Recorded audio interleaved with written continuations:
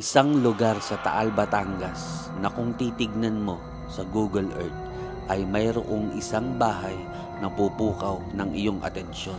Nakatayo ito sa paanan ng bundok at sa dalampasigan ng Taal Lake. Siyempre, andun na tayo, wala nang atrasan. Pinangatawanan ko na. Nakakatakot yung puno dito. Ay, mga kawanabis. Kung mag-isa ka lang, bababa dito. Nakakatakot, sobra. Madilim na, mga kawanabis. What more pa kaya mamaya pagpabalik tayo? Mga iho, bumalik na kayo hanggang may liwanag pa. So mga kawanabis, dati ang daan dito, kaya lang nag-landslide. Nag-iba daw yung daan, sabi ni Discobredor. Ito na siguro yung pinaka-challenging na content na ginawa ko. Di ba? Nang may-ari ng bahay. Nang may-ari ng bahay.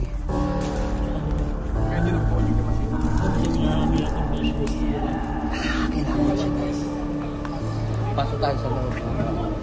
Kung natira itong bahay na to, ito yung pinakasala. Ito mga kawanabis. May kwarto rin ito.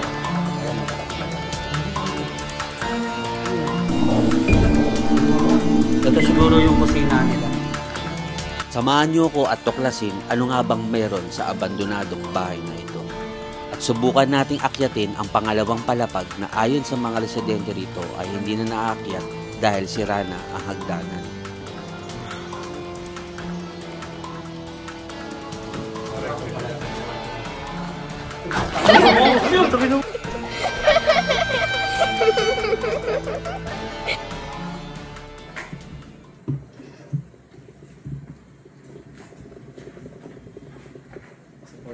Support lang ako.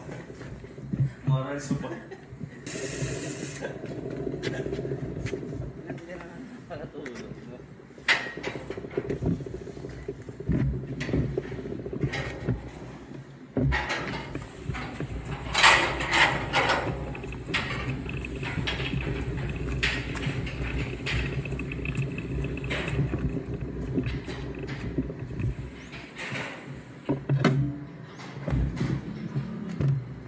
Samahan niyo ako. Magbumubon tayo. Yun nakakatakot.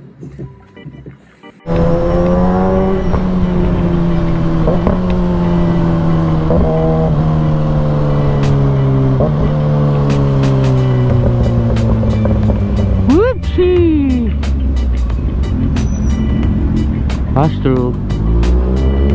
What's up mga kawanabis? So ngayon pala is very special yung content natin kasi may pupuntahan tayong isang lugar na kakaiba, nakakatakot, nakakatindig balahibo, nakakapangilabot. So kasama pa rin natin ngayon si Michael Reyes. Ayan mga kawanabis, ang pupuntahan natin ay Taal, Batangas. Pero bago lahat, meron muna tayong dadaanan na bahay kasi etong motor natin hindi uubra doon sa daan papunta doon sa lugar na yon. So meron tayong mga kaibigan din na motovlogger sa South, sa Batangas, at sasama din sila, no? Mas marami, mas masaya. So ipapalit lang natin tong GX6R sa Aerox. Alright, let's go.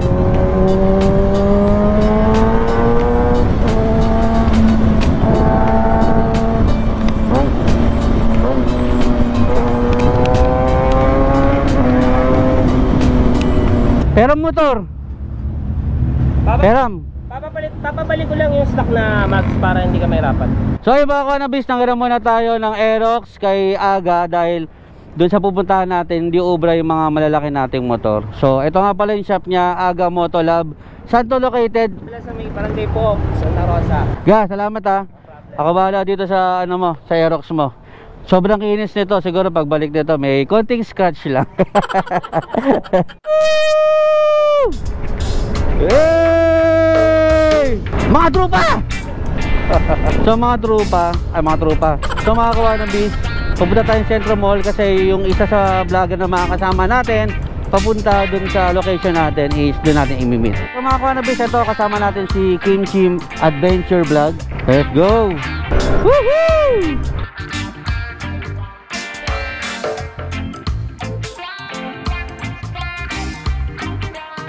Mga kawanabis, Discobredor. Bro, kamusta? Ay, abangan nyo pala mga kawanabis, magkakaroon tayo ng ganyang motor, CRF 150. So, kukunin natin sa SB Finance. Magti-trail tayo sa susunod mga kawanabis. Yan ang bago nating adventure. Saka si Michael Reyes, di ba? Bibili ka rin, di ba? O, yan o.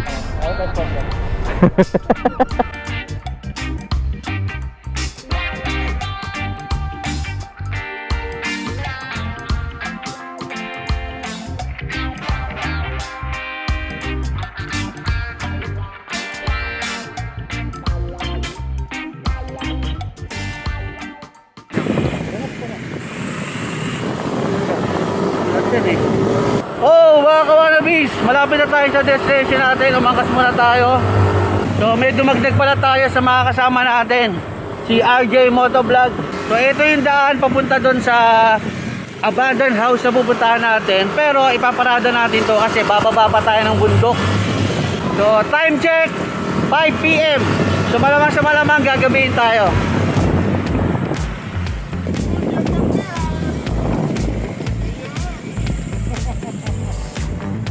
Bago natin marating yung spot kung saan pwede tayong bumaba ng bundok, ay kailangan muna nating daanan ang lupa at bako-bakong kalsada na ito. Sa dulo ay mararating natin ang lugar kung saan pwede nating iparada ang ating mga motorsiklo. Tsaka naman tayo maglalakad pababa papunta sa abandoned mansion.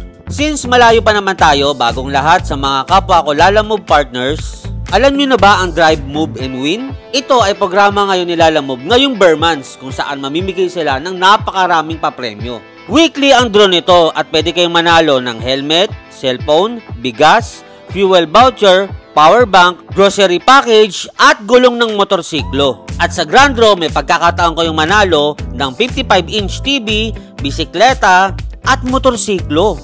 Ano-ano ba yung mga qualifications? Una, active Lalamove partner drivers. Pangalawa, na kompleto ang number of orders within the duration of period. Halimbawa, kung taga Greater Manila ka at ang gamit mo ay motorsiklo, kailangan mong bumuo ng 30 booking sa loob ng 7 araw o 1 linggo. 12 na bookings naman kung 200 to 300 kg ang gamit mo. 8 booking naman ang kailangan kumpletuhin kung ang gamit mo ay 600 kg to 2 tons or 3 tons to 12 tons. At ang pangatlong qualifications, kailangan wala kang violation, kaya magpakabait ka. At kung qualified ka na, mag-sign up ka na sa Google Form. Ipipin ko ang link sa comment section. Tandaan na kumpletuhin ang required number of orders kada linggo at makakatanggap ka ng notification kung ikaw ay qualified sa weekly raffle draw. And ang bilang ng completed bookings ay mare-refresh weekly. Kapag na-hit mo ang target, automatic na pasok ang iyong entry sa weekly draw at may chance ka pang manalo sa grand raffle.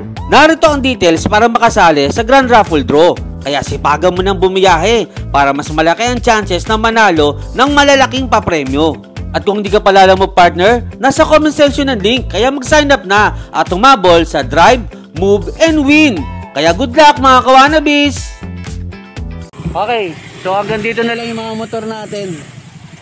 O, magpapark kami dito. Saan tayo maglalakad, General? Papa ganon? Pababa. Pababa. Let's go! Pa-sunset na, mga kawanabis, tingnan nyo. Diba? Agad maabutan tayo ng gabi.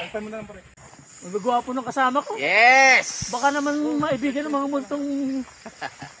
Papunta na tayo, medyo madilim na guys. Ready na ba kayong makita ang abandoned house? Discobredor, kwento mo nga yung mga kwento-kwento dito tungkol dun sa bahay. Ang storya naman talaga dyan, unang punta rito. Hindi ko maalam na nakikita kong bahay na malaki sa Google Earth ay abandoned house. Siyempre, andun na tayo, wala nang atrasan. Pinangatawanan ko na. Wait lang, siya nga pala mga kawanabis, kung pupunta kayo sa Google Earth or Google Maps, tama? Makikita nyo yung bahay, i-zoom nyo lang yan ng i-zoom. Yan, zoom mo yan. Zoom. Yan, nasa gilid siya ng Taal Lake. Kasi kaya ako napuntahan kasi maganda talaga yung view kasi sabi ng lawa ay lake view. Ika nga. Tsaka actually mga kawanabis, doon pa lang sa Google Earth, nakakakilabot na yung itsura niya. Diba no? So, ayun. Curious lang kaya natin nababa. Yes. Ano yung mga kwento-kwento tungkol dyan sa bahay? Pagdating doon kasi, alam mo naman ako, meron akong sense na pakiramdam na ganyan, never pa ako nagkamali. Basta nakaramdam na ako gano'n, talagang meron. Pagpunta ko roon, talagang hindi ko na maintindihan ang pakiramdam ko. Talaga nakakatakot talaga siya. Siyempre. Kaya ginawa ko, yun, pinost natin. Oo. Dahil wala akong alam sa istorya ng bahay. Okay. Tapos yun, yung mga taga rito, mga local, ang dami na experience. Yung palang bahay na yun ay pagmamayari ng dating politiko. Dating politiko? Oo. Sige, anong Inabandon nila kasi sabi ng iba, Mm. ay yung daw mismong may-ari ay Oh. parang hindi napapanatag sa gabi. Binubulabog sila tapos may nakita ko nag-comment doon na naliligaw. Naliligaw siya, Ang may babae. ari ng bahay pero naliligaw siya. Oo. Paano guys, pagka naligaw tayo, anong babaliktarin natin? Brief. Brief? Parang narinig ko na yun. Ay, Ako ay, sino ay, yun, ay, ay, ay. Tapos inabandon na nila. Kahit yung mga anak pinabayaan na eh. Kung mapapansin nyo mga kawanabis, ayan, gubat talaga itong dinadaanan natin, pababa doon sa abandoned haunted house. Guys, medyo madilim na talaga. Ang tanong lima tayo. Ang tanong, pag nagkatakutan na, sino unang tatakbo? RJ yan. RJ yan. Alam si RJ yan. Nasa gilid tayo ng Taalik. Ito mga itsura ng puno. Grabe oh. May ilaw ba kayo para masaya? So may mga dumadaan talaga dito kasi ito itong daan na to, no? Ano ito? Mga isda na bibili. Namimingwit. Grabe nga takot. Sabi po, Nakakatakot yung puno dito. Oh. Ayun mga kawanabis, oh. Ang laki! Laking puno. Ayan, oh. Nakakakilabot. Yung ating favorite. Ano puno? Grabe dito. Kung mag-isa ka lang, bababa dito. Nakakatakot. Sobra. Mga 30 minuto na kaming palakad-lakad at parang paikot-ikot lang kami sa kagubatan. Masukal at talaga namang matataas ang mga puno. At dahil hindi naman tayo sanay mamundok, nananakit na talaga yung mga paa ko. Madilim na mga kawanabis. So, what more pa kaya mamaya pagpabalik tayo, pagpakit ulit tayo. At dahil nga sa mga nagdaang bagyo, makikita mo rito yung mga punong nagtumbahan. Tapos dito, may mga nakatumbang puno dito. Ayun, no? Ay, landscape pa ito. Landslide. So, Dito daan. sana wag tayong maabutan ng malakas ng ulan kasi baka maano tayo ng landslide. So dito, Ano, 20 minutes, 15 minutes pagtakot. kita mo na dito yung Taalik, oh. makakadalumpatid na sa akin ah. Julio! Scripted yun. Scripted yun, scripted. Mga iho, Yan, may bumalik na kayo hanggang may liwanag pa. Talaga ho. Huwag na kayo magpaabot ng dilim dito. Tara na. May promo kami. Promo. Bukod nga sa padilim ng padilim, ay mas nakakadagdag ng takot yung mga madadaanan mong bakas ng landslide nung mga nagdaang bagyo. Pero hindi ko na gagawin yun. Lalakad na lang ako. Ay, landslide. Grabe, Sabi landslide to. niyang dadaanan na yung duro. oh. Diretso sa baba. Kaya nga, landslide, oh. Malalim at parang gumawa talaga ng bangin yung landslide. Diretso ka sa pinakataal lake kung ikaw ay malalaglag dito. At siguradong hindi ka na makikita pa. Ha? Eh, ito mas na part ng duro. So, makakuha na bis, dati ang daan dito. Kaya lang nag-landslide. Nag-iba daw yung daan, sabi ni Discobredor. Sabi. Guys, kapit ha. Ay, gagi. Hirap naman mag-vlog. Ha, saan duman si Corny?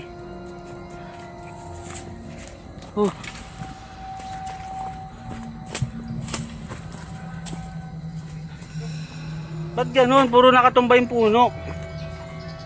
At dito nga mas nakita pa natin ang mas malawak at mas malaking landslide na part ng bundok. Saan na ang kulinan? Woo! Let's go! Ay, lahat dito. Ganda! Screenshot mo na lang, screenshot mo na lang. Grabe. Ang dami namatay. Ay, yan, yung part na yan. Yun yung dalawa. Ilan yung marami namatay? Doon, yun. Kaya katabi last slide yun. Kita may base hindi, ayun na yun. Ilan yung namatay? Yun ang tabon ng pamilya. Anim. Nakakatakot at nakakalungkot na may mga pamilya palang natabunan at namatay sa bundok na ito nung kasagsagan ng bagyo dahil sa landslide. Ito mga dinadaanan natin, ito yung mga nagtumbahang puno. Dilim na. Kaya nga, Kita pa kaya tayo sa sa video? tingnan natin. Ayan o. Nako. Madilim na masyado. Inabot na tayo ng dilim mga kawanabis. Ay! Isang oras sa trekking natin Ay, grabe. Grabe, sige. Malapit na tayo? General? Orne, magsabi ka na dito. Malapit na ba? Malapit na ba?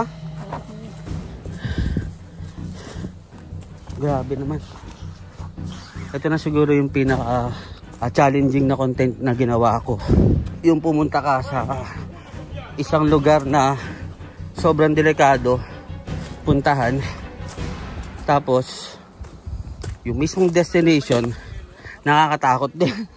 Ito, deep well daw dati ng Deep well? ng may-ari ng bahay. Nang may-ari ng bahay. Kaya hindi nakapaon yung gamasita tayo. Yung dyan may atulog ng boses ng babae. Lalim. Andito na tayo? Malapit na? At darating na nga natin ang sinasabing abandoned haunted mansion dito sa Taal. So, mga kawanabis, after ng isang oras na pababa, nakarating din tayo. Tara, puntahan natin. Ibang-iba yung aura niya sa personal dahil dito mas mararamdaman mo yung lungkot at kilabot at the same time.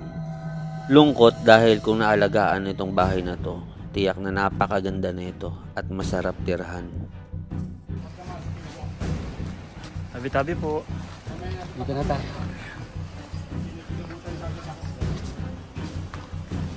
Nakakilabot siya, guys. Nakakilabot. Tabi-tabi po. Pasok tayo sa loob, mga kawanabis. Dapat pa drone nyo.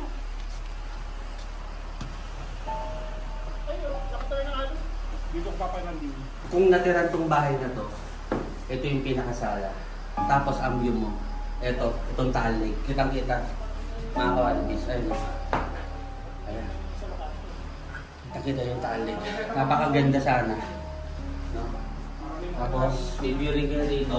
May view din na gubat yung view nyo. And then, dito, pagpasok mo, tara. Pagpasok mo dito, meron dito parang siguro stock room. Pwede maglagay ng gamit. Nasa ilalim ng hagdan. Malawak yung nasa loob. Pasok tayo. Ito mga kawanabis. May kwarto dito. Ayan o. May kwarto. Kung papansin nyo, marami nang nag-vandalize dito sa lugar na to. No?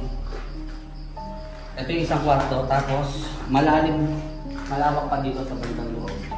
Ito mga kawanabis.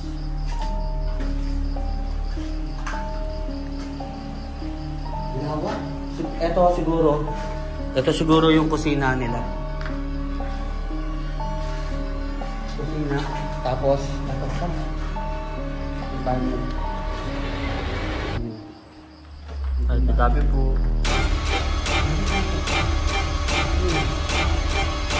Brick ba yan? Totoo ko mga. Ito? Brick ba yan? Oo.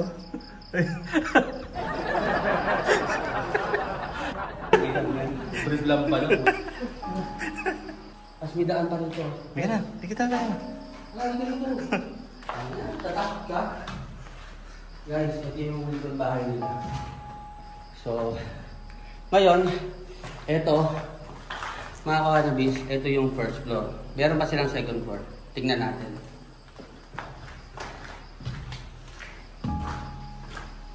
Tabi-tabi po. Sa pagkakaalam ko ay wala pang vlogger ang nakakakit dito. Gawa nga ng sira ang hagdanan. Marupok na rin yung natitirang kahoy paakyat sa itaas. Kaya delikado na. Kaya nagdesisyon na lang kami na kumain muna ng aming mga hapunan bago namin isipin kung paano kami makakakyat sa second floor. At habang nagpapahinga pala kami pagkatapos kumain ay napansin namin ang grupo ng mga lokal na pababa sa lawa para mamingwit ng isda. Magandang gabi po. Anong isda po kayo? Mamana. Saan po? Mamana, sir? Diba kanina may mga nakita tayong mangingisda. Baba tayo, silipin natin kung paano nila ginagawa yung pangingisda nila dito.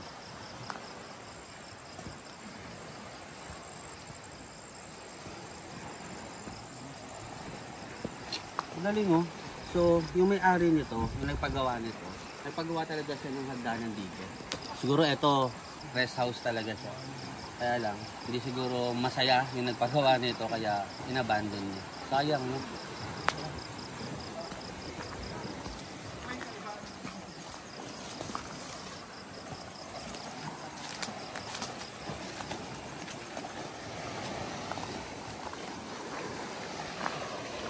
Saan sila? Ah, sumisisip sila? Oo. Sumisisip sila, ate? Apo. Ah, ang So galing. mga kawanabis, ito na yung Taal Lake. Papansin nyo, may nakasisid dun oh.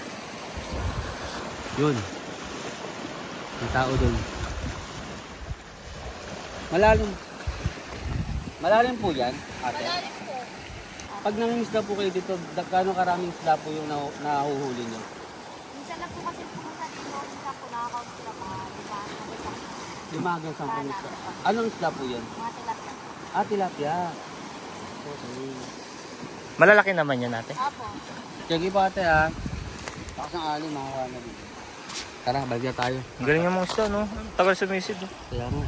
So guys, papasok kami sa loob ulit tapos susubukan namin umakyat sa second floor. Tara. So, nakikirisk kasi kami dahil sira yung nagdanan. Wala kaming idea kung ano yung itsura ng nasa taas. So, susubukan namin umakyat sa taas. Kahit sira yung nagdanan siguro, doon na lang kami sa gilid. Ikaw na lang.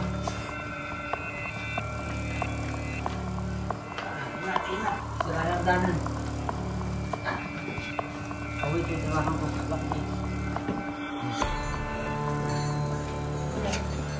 Wait. Okay. So, Kimchi. Akyat. Ingat ha. Ingat. Guys, I'm scared. Asa si General? Hindi ka mo pa rin.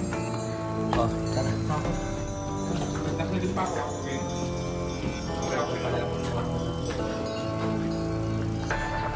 Ano yun? Gagi si ano? Gago. Kaya ka ba dyan? Sa kanya ata yung short. Nagkakagulatan pa kami guys, wala na. Tapos si Disco na kami, tinawag kami.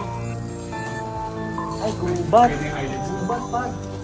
Ah, ang laki ng balcony nila, ano? Ang laki ng balcony to. Ha? Patakot eh. Balcony. Di ba guguho to? Hindi na. Dito guys, oh. May table sila dito. Para kayo. Ayun, sa taas tayo. Nasa balcony tayo, guys. Ibutin pa natin yung ibang kwarto. Butas pala dito, no? Sabay Butas. Hindi yung bahagi na.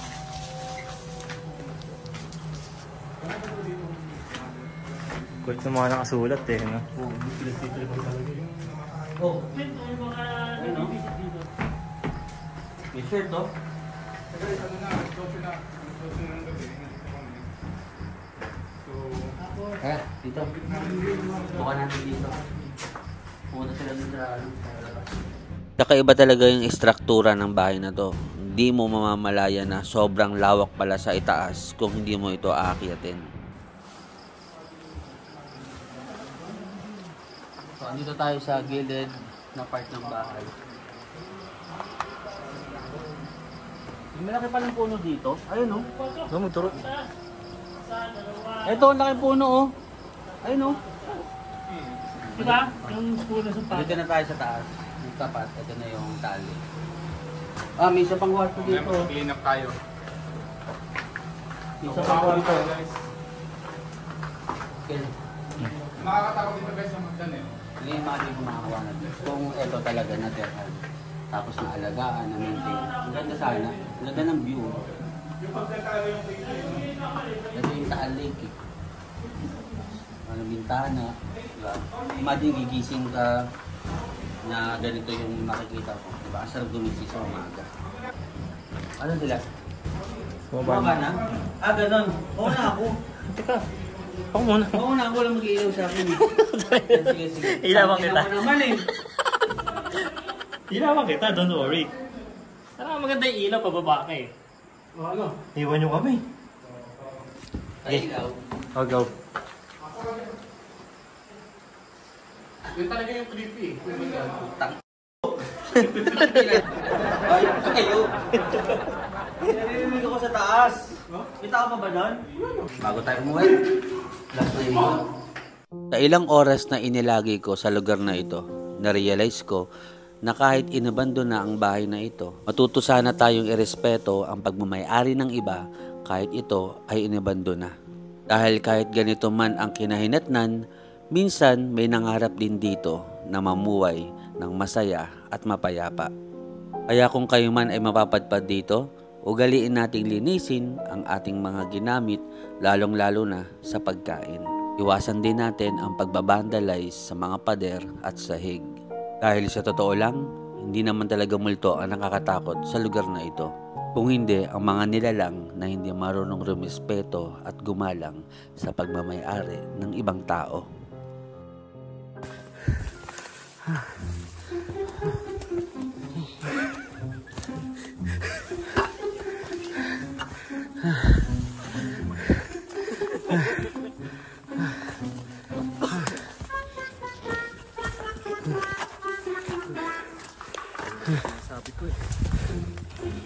Grabe. Nakakapagod yung pababa kanina. Mas nakakapagod yung paakyat.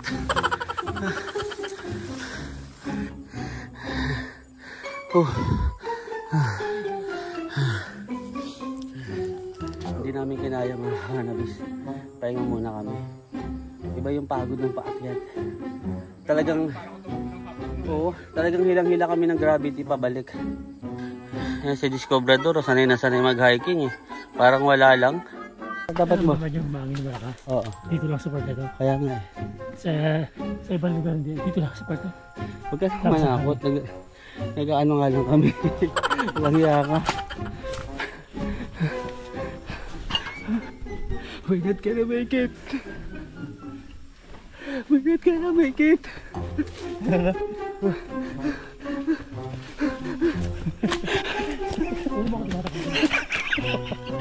Yung ganun yun. Kaya tumatakbo sa gubat. Tumatakbo sa gubat, Sing.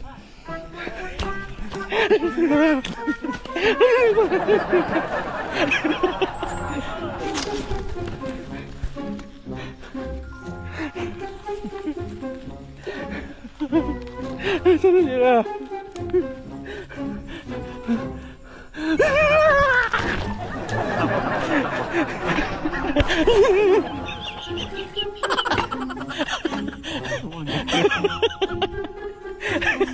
Hindi bagay tumakbo. Uy, tama, dapat tayo sa cellphone na. Wala nga. Sige na, gago, wala tayo ilaw. Wala rin eh. Labat na nga, as in drain na. Ang ina, may trash issue, bro. Kanina nakita ko yan, dami pa sa baba yan.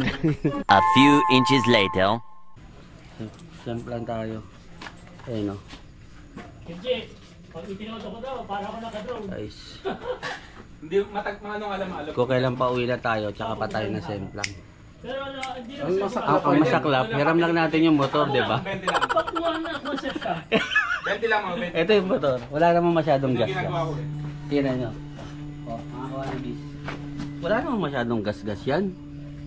Ayun o. Di ba? Mild lang yan. Ga, salamat ha.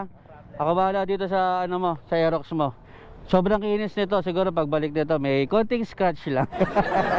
Tapos, itong side mirror. Tingnan nyo. Madalim. Basag. Basag lang. Papalitan natin. Yan, basag. Ayan.